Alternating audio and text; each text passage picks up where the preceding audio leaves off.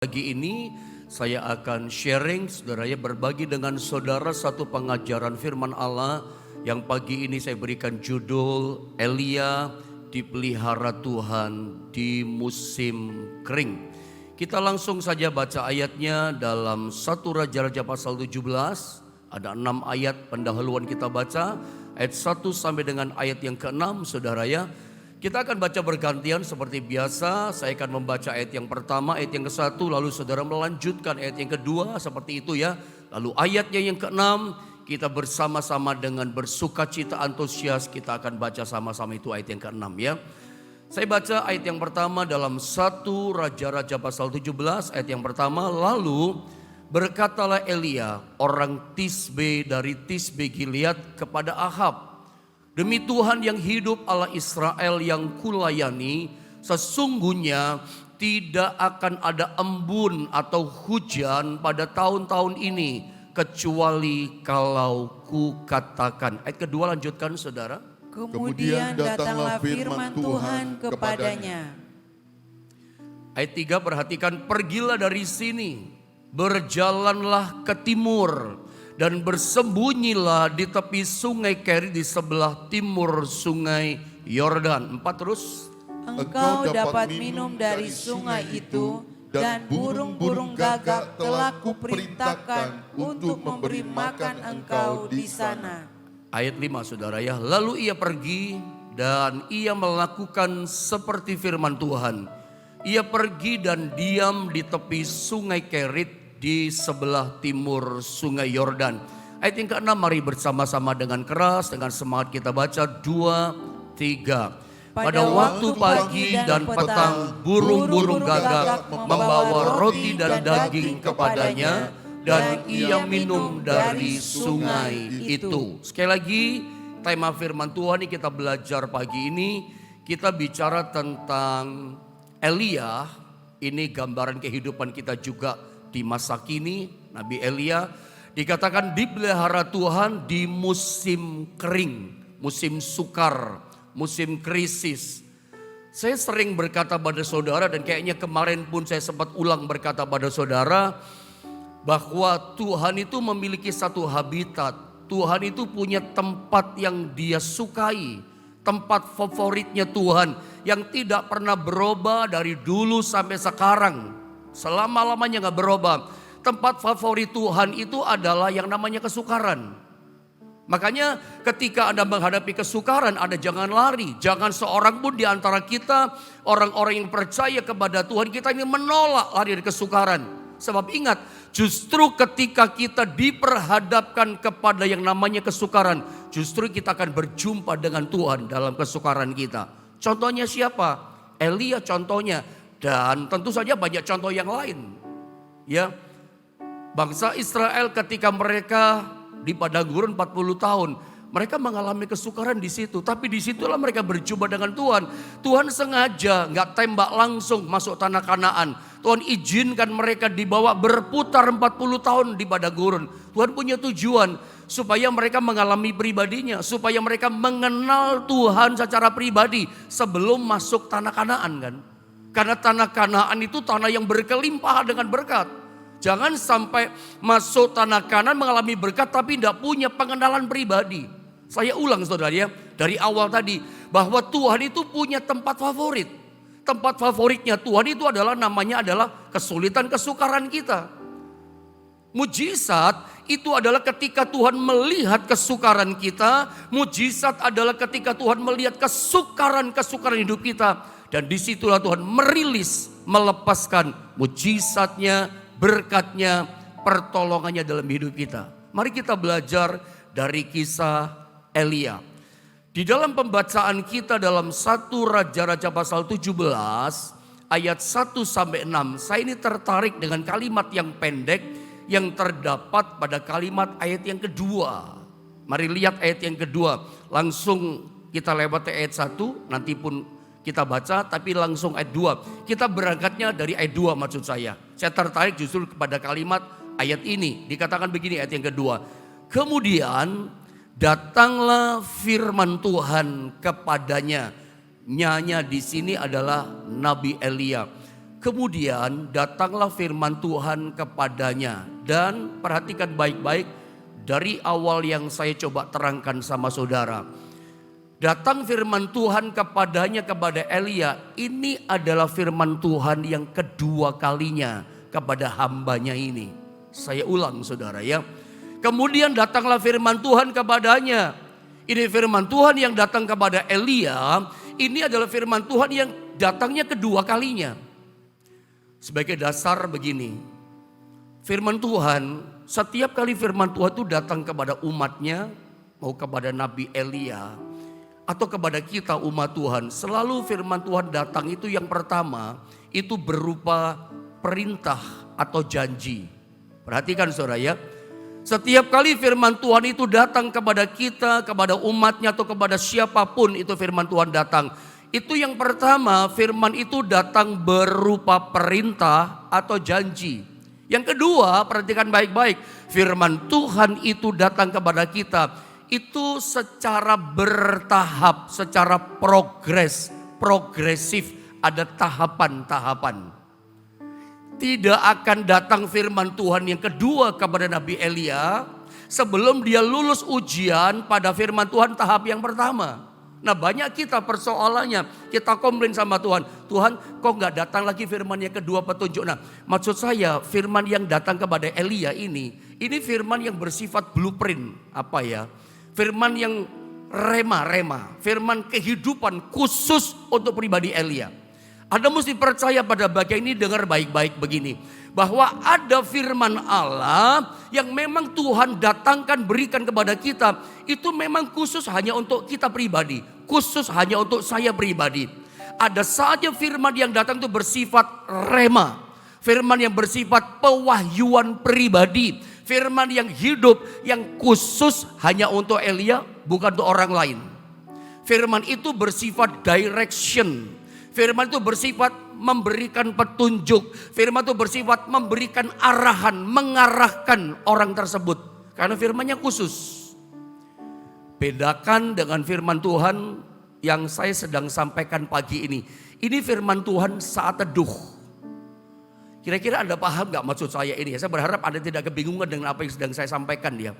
Ada firman Allah, itu firman Allah bersifat harian, hari-hari. Nah ini saat teduh ini. Ini firman untuk renungan kita tiap hari. Atau saya teringat saya pinjam istilah dari seorang hamba Tuhan yang saya kenal yang bernama Bapak Paulus Bambang. Itu pernah berkata pada saya, firman Tuhan yang Pak Yohanes sampaikan tiap hari di YouTube itu sarapan pagi buat saya. Sarapan pagi istilahnya. Yang mensustain kita, yang memaintain kita, yang membuat kita teguh setiap hari. Firman ini datang untuk setiap kita ini. Ini untuk harian kita. Untuk menguatkan iman kita supaya tidak jatuh. Supaya kita tidak serong kanan dan kiri. Ini firman perenungan setiap hari. Ini firman sehari-hari. Untuk kita semua ini. Untuk memaintain iman kita. Mensustain iman kita supaya teguh. Bedakan dengan firman yang bersifat blueprint. Firman yang mendirection kita. Mengarahkan kita. Contoh misalnya Anda bisnisnya jalannya buntu. Anda punya kerjaan mentok. Anda sudah ikhtiar ini. Anda coba cari jalan keluar ini. Udah mentok. Anda punya kenalan, tolongin dong. Gak bisa tolong dia. Anda punya kenalan pejabat yang tinggi yang kaitannya dengan usaha saudara. Tetap gak bisa tolong. Mentok, tok, gak ada jalan. Anda udah terpojok. Sementara batas waktu sudah habis. Di saat-saat seperti itu, datang firman Tuhan kepada saudara bersifat pribadi. Rema itu pewahyuan firman petunjuk yang bersifat direction. Itu persis kepada Elia. Perintah Tuhan kepada Elia itu firman Allah. Khusus buat dia. Ingat, firman Tuhan yang pertama bersifat perintah dan janji. Yang kedua bertahap. Ini perintah yang datang. Jadi ketika perintah datang pertama, ketika Anda nggak lulus kepada Tuhan, ya Anda ada tahap yang kedua.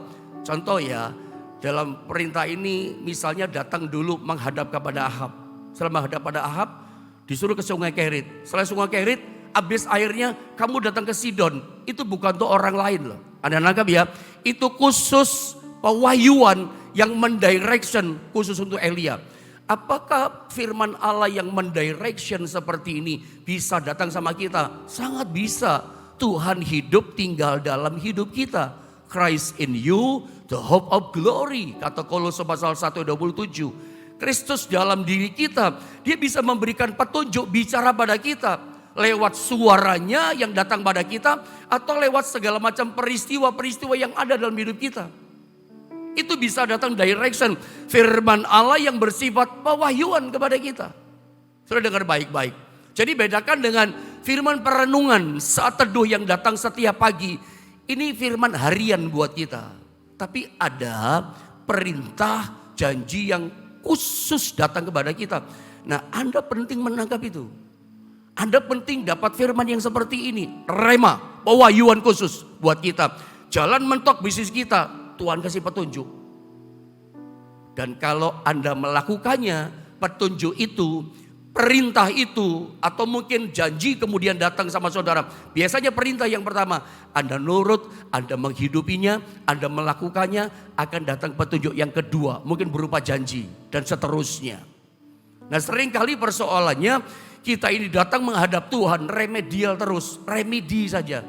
Anda nuntut, Tuhan kok udah datang petunjuk berikutnya Tuhan. Bagaimana datang petunjuk yang kedua, pewahyuan direction yang kedua. Yang pertama Anda gagal terus, remedial terus di mata Tuhan.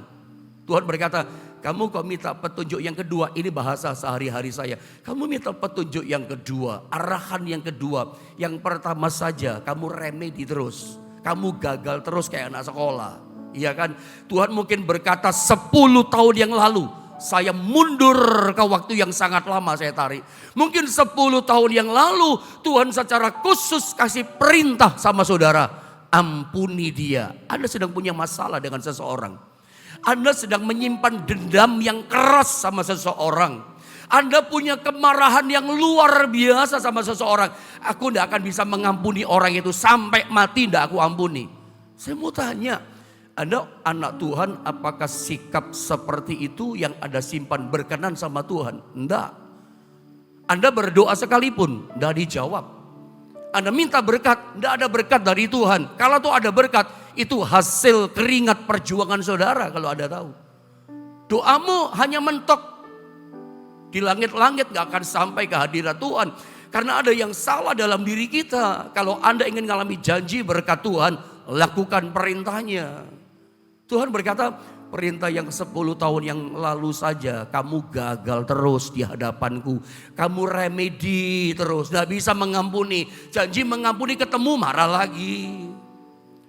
Atau perintah Tuhan yang mungkin jangan-jangan 1 tahun yang lalu. Tuhan katakan bersyukur dalam segala hal. Karena kita ngomel melulu. Dapat berkat sedikit marah, dapat job proyek sedikit marah sama Tuhan, kecewa sama Tuhan. Atau ada kecewa sama siapa, ngomel. Tuhan katakan belajar kamu bersyukur dalam segala hal.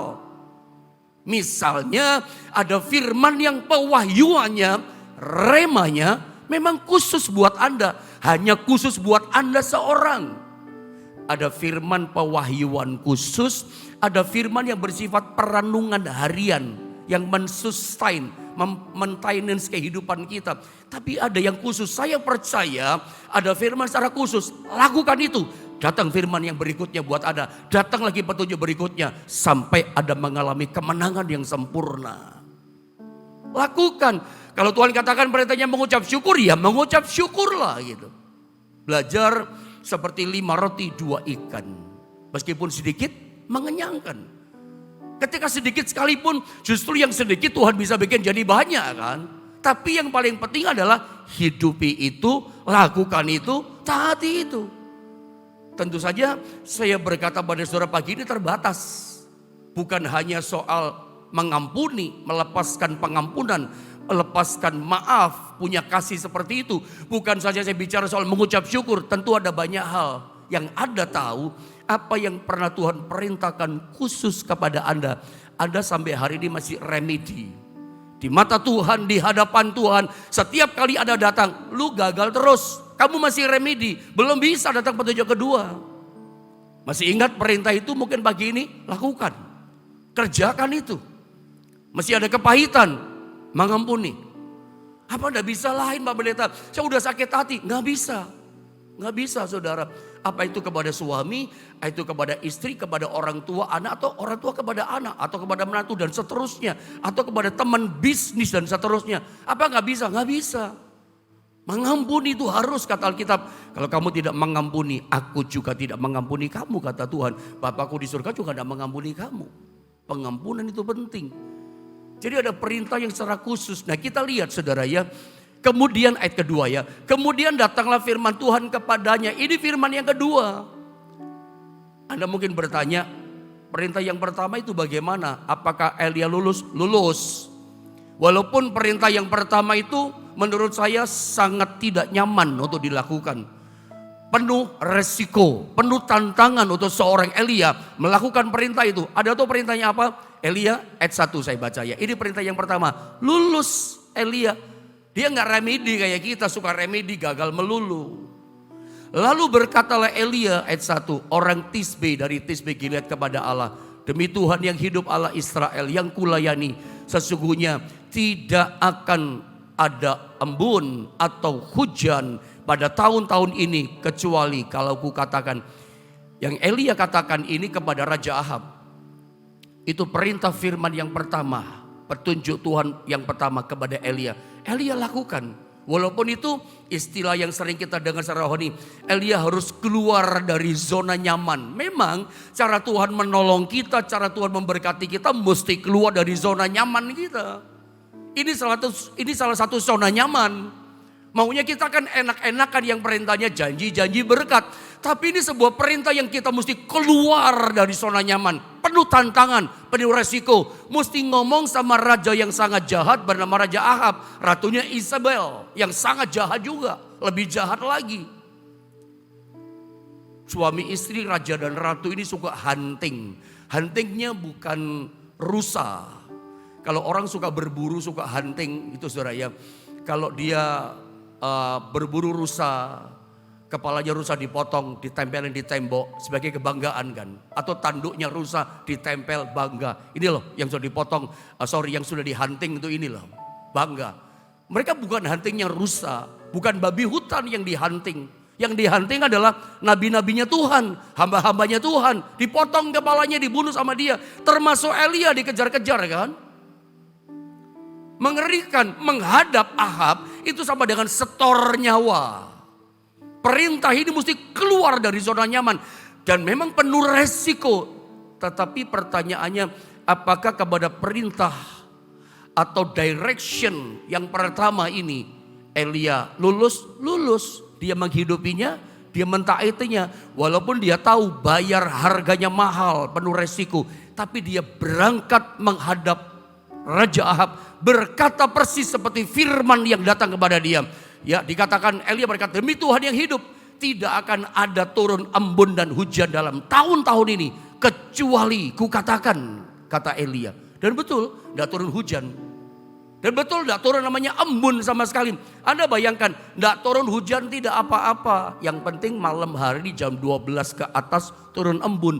Tanah masih basah, tumbuhan masih bisa bertahan hidup. Tapi Anda bayangkan, hujan tidak turun 3,5 tahun, embun pun tidak turun. Mati dong tanaman. Gandum mati, anggur mati, buah zaitun mati, binatang mati, rumput mati. Binatang mau makan apa? Mati semua. Kekeringan yang hebat. Tidak akan turun embun dan hujan di tahun-tahun ini. Kecuali kukatakan. Terkesan ini pendeta satu, nabi satu, sombong banget kata Bang Mandra ya. Sombong banget sih ini gitu. Kelihatan terkesan sombong banget, arogan kali ini pendeta gitu. Ini hamba Tuhan. Tapi ini bukan Elia yang ngomong, Tuhan yang suruh. Ada perintah di sini. Kadang-kadang kita terkesan begitu sama seorang hamba Tuhan. Sombong banget nih ngomongnya gitu ya. Karena dia mengatakan sesuatu yang bersifat roh profetik kan. Kadang kita salah menilai perkataan seseorang yang dari Tuhan ya. Karena kalau hamba Tuhan yang memberitakan firman, kalau diceritakan cuman aku saja, ya memang kesombongannya dia diceritakan. Bukan itu yang saya maksudkan.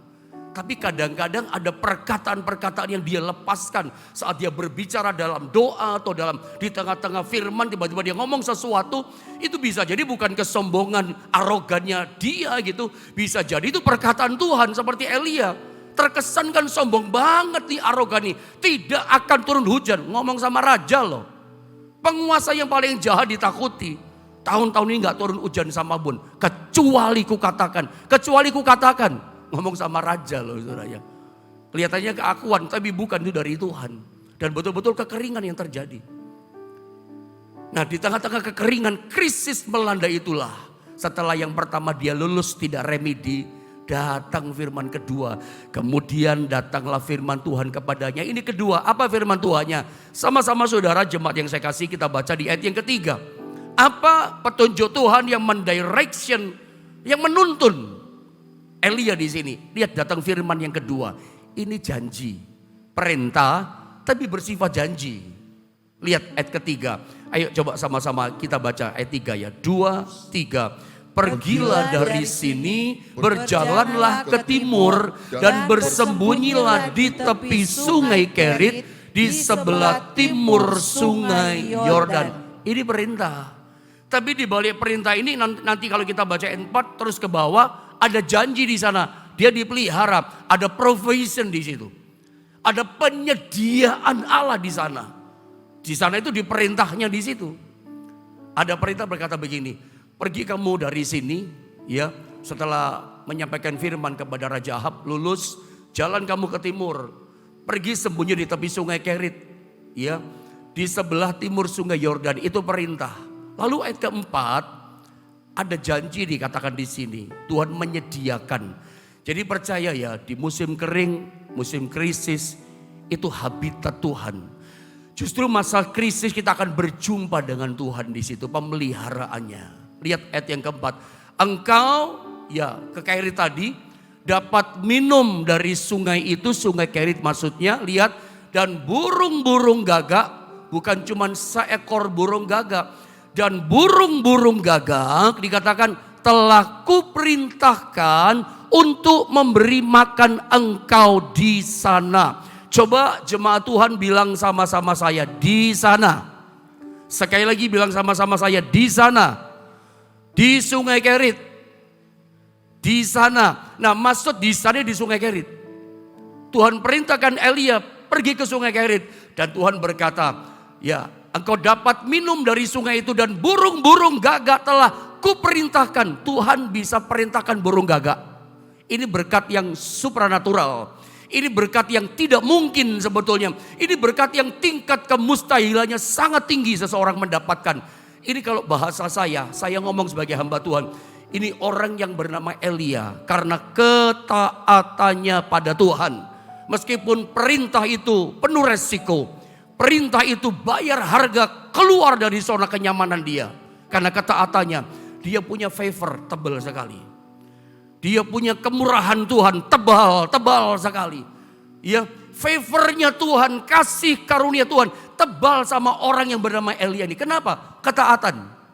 Dengan kata lain saya berkata begini, saudara, Bapak Ibu Saudara, kalau Anda ingin mendapatkan favor yang tebal dari Tuhan, berlapis-lapis kasih karunia-Nya. Berlapis-lapis tebal kemurahannya. Orang gak bisa terima. Anda bisa terima dari Tuhan. Bagaimana caranya? Miliki hidup dalam ketaatan. Hidupi firman-Nya. Sebab firman-Nya adalah Allah sendiri perkataannya itu. Ketika Anda taat sama firman-Nya, favornya tebal. Kasih karunia tebal. Ada saja jalannya Tuhan. Ada saja terobos saja dari Tuhan.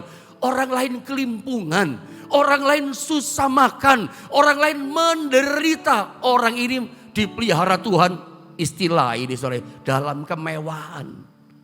Bukan makan biasa loh, bukan makan biasa di masa krisis. Ini makannya makan mewah, daging, steak daging. Pasti dimasak, mentah gak boleh. Itu kalau ada baca dalam perjanjian lama, mentah itu gak boleh loh. Pasti dimasak. Wah ini steak loh, daging loh saudara. Perhatikan dalam bait ini. Engkau dapat minum dari sungai itu dan burung-burung gagak telah kuperintahkan untuk memberi makan kau di sana. Lalu ia pergi nurut perintah dan ia melakukan seperti firman Tuhan. ia pergi dan diam di tepi sungai Kerit di sebelah timur sungai Yordan. Ayat 6, yuk sama-sama kita baca ayat yang ke-6, 2, 3. Pada waktu pagi dan petang, burung-burung gagak membawa roti dan daging kepadanya dan ia minum dari sungai itu. Wah, ini keren loh. Makannya daging sama roti. Mewah loh. Orang lain gak bisa makan, dia makan steak. Dan burung gagak, tadi ayat yang keempat dikatakan, burung-burung gagak telah kuperintahkan untuk memberi makan engkau di sana. 2-3 kali kita tirukan kata Alkitab tadi, di sana. Saya ingat saya pernah ajarkan khusus ayat 4 pada jemaat di Jombang. Saya mau ulang sedikit, saudara ya. Saya mau bikin pertanyaan sama saudara, Anda cukup jawab salah atau benar, benar atau salah. Itu saja singkat. Dan kalau toh Anda menjawabnya keliru, nggak tepat jawabannya, lumrah, nggak apa-apa, tetap masuk sorga, saudara ya. Jadi saya bikin pertanyaan begini, Tuhan, Anda cukup jawab benar apa salah? Bisa lewat chatting. Tuhan memerintahkan burung gagak datang kepada Elia. Saya ulang pertanyaannya, Tuhan memerintahkan burung gagak datang kepada Elia. Menurut Anda benar apa salah? Kalau Anda jawab benar, yes good saudara ya, tapi salah saudara ya. Salah. Burung gagak bukan diperintahkan datang sama Elia. Burung gagak diperintahkannya datangnya di sana. Di sana maksudnya di sungai Kerit. Dalam tanda petik berarti sungai Kerit itu adalah Elia disuruh di sungai Kerit. Sebab apa? Burung gagak diperintahkannya datangnya di sungai Kerit. Bukan datang sama Elia. Aku perintahkan di sana dia datang. Makanya Elia lu mesti pergi ke sana. Dengan kata lain bahwa Tuhan itu punya tempat-tempat profetik buat kita. Tuhan itu punya tempat-tempat yang dikehendakinya. Makanya saat kita melakukan kehendaknya firman Tuhan, kehendaknya Tuhan. Dan kita berada persis di tempat yang dikehendaki Tuhan. Tidak usah takut, Anda pasti dipelihara Tuhan dengan luar biasa. Tidak kekurangan.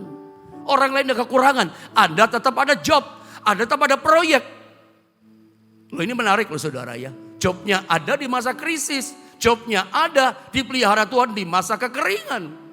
Kenapa? Nuruti kehendak Tuhan. Dia mesti pergi di satu tempat yang dikehendaki Tuhan. Dan tempat itu sebuah tempat yang profetik dalam tanda kutip. Namanya Sungai Kerit. Saya yakin berdasarkan ayat yang keempat sampai ayat yang keenam. Saya yakin sekali bahwa Tuhan itu punya sebuah tempat profetik. Sungai Kerit buat setiap kita masing-masing. Disitulah Anda dan saya dipelihara oleh Tuhan. Sungai Kerit saudara mungkin bisnis kerjanya di Jombang. Bagi yang lain, Sungai Kerit saya sampai hari ini Pak Pendeta Yohanes di Surabaya. Anda yang tahu itu.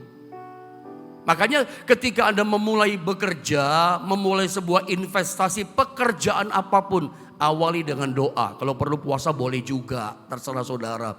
Bergumul dalam doa, minta tahu kehendak Tuhan, directionnya apa. Karena ada firman Tuhan yang hari-hari sarapan makanan rohani buat kita. Tapi ada firman Allah yang bersifat pewahyuan, yang mendirection, memberikan petunjuk sama kita. Dan itu dahsyat. Elia dikasih petunjuk, kamu datang ke sana Sungai Kerit. Aku perintahkan burung gagak pergi ke sana. Ada satu tempat yang dikehendaki Tuhan. Kalau Anda ada di tempat kehendak Tuhan, di situ. Di pekerjaan sesuai dengan kehendak Tuhan. Tidak usah khawatir. Mau musim krisis, mau musim sukar, mau musim padang gurun, mau musim susah. Anda tetap dipelihara Tuhan dengan luar biasa. Sebab terbukti ketika dia menuruti kehendak Tuhan, taat menghidupi kehendak Tuhan. Ada di tempat kehendaknya Tuhan. Anda lihat setiap hari pagi sore dikatakan pagi dan petang burung-burung gagak dikatakan membawa roti dan daging. Burung gagak itu kan binatang haram buat orang Yahudi. Buat Elia haram loh binatang itu. Ini artinya berkat yang aneh dari Tuhan. Memang begitulah Tuhan di luar pemikiran kita.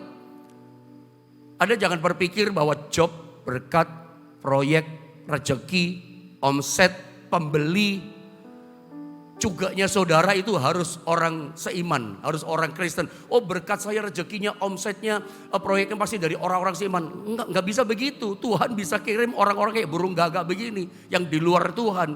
Yang Anda pikir, jangan-jangan begini, ada orang yang Anda pikir, dia memang nggak mungkin, bahwa dia nggak bisa. Jangan-jangan dari dia ada dapat berkat.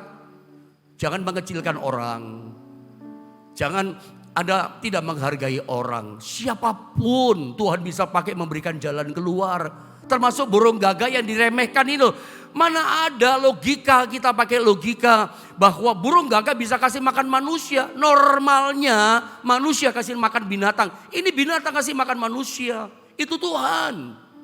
Ini artinya berkat supranatural yang gak disangka-sangka. Ini artinya berkatnya berkat yang betul-betul luar biasa. Berkat yang tidak mungkin.